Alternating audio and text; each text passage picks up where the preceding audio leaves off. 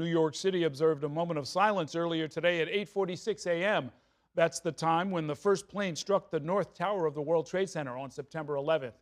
Today marks 24 years since the attacks killed nearly 3,000 people and has since claimed the lives of many others through related illnesses from the aftermath.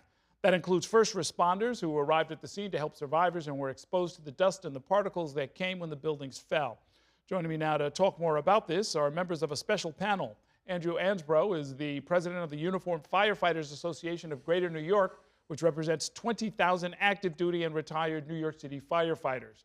Nicholas Papain is a personal injury trial lawyer whose firm has secured more than $1 billion for 9/11 rescue survivors and victims. Welcome to the program, both of you.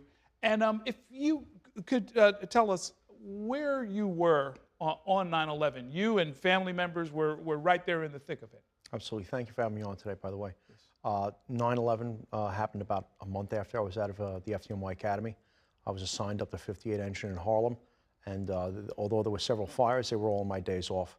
On the morning of 9/11, I was getting off a 24-hour shift, and the call came in after the second tower was hit, and 58 Engine rode down to the Trade Center. We made it as far as the lobby of the Marriott Hotel. My lieutenant went to the command post and spoke to the two chiefs to get our assignment. And there was a significant amount of time as they were sending other companies upstairs. But eventually the South Tower came crashing down onto the Marriott. Myself and a few other guys got outside. My lieutenant, unfortunately, was trapped. Lieutenant Bobby Nagel. He was trapped in the elevator bay with a few chiefs.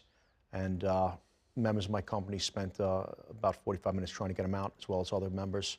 And then when the North Tower started coming down, he told them to run for it. And unfortunately, he never survived. We never found anything of him. But the members that worked on getting him out, they did survive that day. And we spent the next 3 weeks trying to find his body and bring him home to his wife. I saw his wife earlier today. We have a mass every year with her. And we tied a rope off to him when he was alive, and we followed the rope for 3 weeks. And there was a hole opened up in the lobby of the Marriott when we finally dug it out, and he was, knocked into the sub-basement, and we never found a lieutenant or the two chiefs he was with. Wow, wow. Now, the FDNY released numbers today increasing the official number of casualties, and yes. I assume that that's just reflecting some of the diseases that struck Absolutely. some of the firefighters Yes. later on. Yes, so on September 11th, we lost 343 firefighters in a little over an hour. In the 24 years since 9/11, there are 409 firefighters that have passed from 9/11 related illnesses. We've lost another 39 in the last year. We're approximately losing 3 a month to 9/11 related illnesses. There's a firefighter right now in hospice. There's 100 or so firefighters that are receiving advanced cancer care. And unfortunately, the numbers, they continue to, large numbers of firefighters are still sick. So now, Nick Papain, this is something that we've covered over the decades at this point, the need to continually grow and expand and replenish the relief funds. Is that because the calculations didn't take into account all of the different cancers that would come to be covered? Well, right now, the problem is getting adequate funding for the World Trade Center health program. You have over 140,000 first responders and survivors, those that work, lived, went to school in the exposure zone, lower Manhattan, who were exposed to the toxins not just for days or weeks, but for months following the attacks. And right now, there's a shortage of funds. Yes, there was an underestimation as far as how devastating the aftermath would be in terms of 9/11 related injuries. You have over 50,000 first responders and civilians who have contracted a 9/11 related cancer. And the numbers, are just multiplying as time goes on because these are latent type illnesses.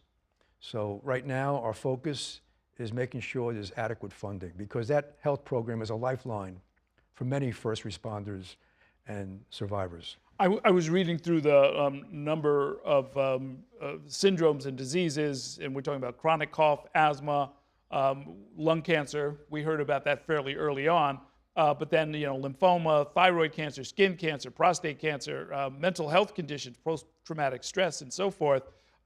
Is it expected that this is ultimately, as best we can, cover everybody who was affected? No, well, in fact, one of the shortcomings right now is that there was extensive research being done as far as other potential 9/11 related illnesses, autoimmune diseases involving the kidneys. And unfortunately, that's kind of been put on hold because of the shortage of funds and the sort of things on pause right now in terms of the health program. And that's just, it's gotta stop. You know, on 9/11, Andy and his fellow firefighters and other first responders, they did their job, they did the right thing.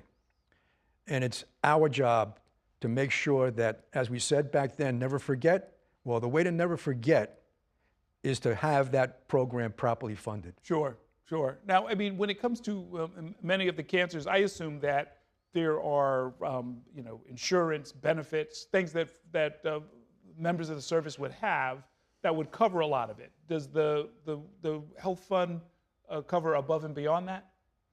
Well, you know, being New York City employees, for firefighters, we do have health care.